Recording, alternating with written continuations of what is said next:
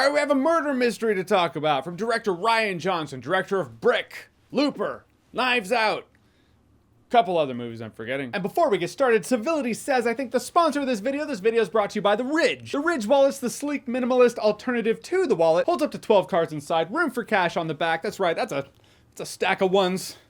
We all know where I'm going after this video. Stop it. Comes in over 30 colors, so they're bound to have the style that fits you. And I said goodbye to my keyring, got the Ridge key case. Holds up to 7 keys, kind of like a pocket knife for your keys. And has a little spot on the end for your car key, if your car keys aren't shaped like keys. So this is me, organizing my pockets. So click the link below, go to ridge.com/johns, and from now through December 22nd, get up to 40% off. And now we're gonna be like Vault and get to it!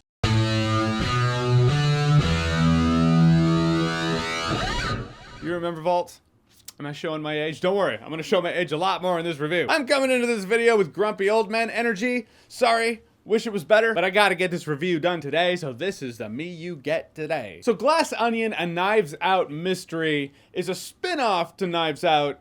I'd say spin-off more than sequel. I mean, it takes place in the same universe, but if you never saw Knives Out, you will not be lost with Glass Onion. Think the relationship between the fugitive and U.S. Marshals. Edward Norton plays this eccentric billionaire in which he gets all of his friends together every year to play out a murder mystery. You know, those fake murder mysteries that are fun to do with groups, but then someone dies. Then that fake murder mystery becomes a real murder mystery. Luckily, they got Benoit Blanc there. Now, the cast in this film I thought was great. It's actually a really packed cast. Daniel Craig, Janelle Monáe, Edward Norton, Kate Hudson, Dave Bautista. They're all standouts, but that's only like half the cast. But I gotta say, it seemed like forever, and I was like, so this murder mystery thing, is that gonna happen? I mean, the runtime's around 2 hours, 20 minutes, so I guess by comparison, they were making good time. Still felt like forever before we started to get going. Moments like that are when I can feel my grumpy old man energy coming out, like I said, because I see critics who are like, man, if you loved the first Knives Out, or wow.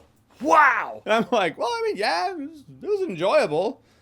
I didn't have a religious experience. I didn't find Jesus in the movie, but yeah, it was enjoyable. And I give that positive to the cast. I feel like Daniel Craig and the rest of the cast in this movie, they're having so much fun. You can almost feel it through the screen.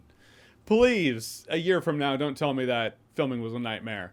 Yeah, that would be a bummer. But, you know, I forgot to say this before. This isn't a mystery movie.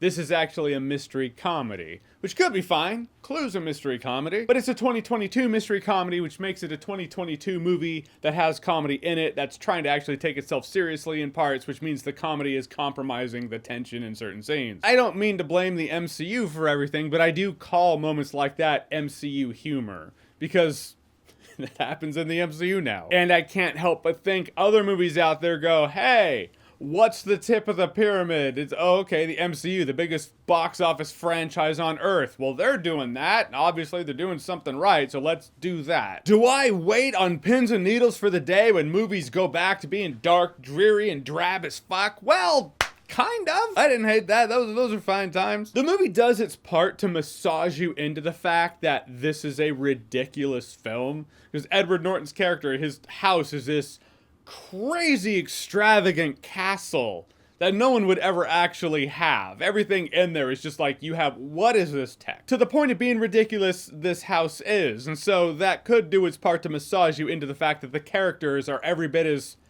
caricatured. But it didn't really do the whole job for me. And that was a big thing that held this movie back. I felt like the characters didn't feel like characters. They felt like caricatures of characters. They felt like cartoons in that Animaniacs kind of way. You know, like when they'll have Michelangelo in Animaniacs isn't like Michelangelo, but it's how Animaniacs would portray Michelangelo. In the same way, that's kind of how the characters and the jobs they have in this movie are portrayed. Exaggerated in such a way. I'd rather have some comedic moments with a movie that is navigating with characters that feel real. Maybe the world's eccentric, maybe the house is eccentric, but I can still get behind the characters because they feel real. They don't feel like exaggerations. In the end, to its core though, I actually did enjoy the film. I know it feels like I'm bitching about the movie a lot, but I don't mean to. Just got to address all the things. That's kind of what we're here for, right? I thought the cast was great. The mystery was enjoyable. I'm not even talking about the murder mystery. I just thought the mystery among the friend circle was actually a pretty fun mystery. Also, yeah, that's right, there's a murder. That's fun too. The movie's fun, it's funny, sometimes it's funny to its detriment, but I overall enjoyed myself. That is to say, it's a pretty good time, no alcohol required. Keep in mind, this movie's a Netflix film. It's coming to theaters this week. It's having a limited run in theaters this week, but it's coming to Netflix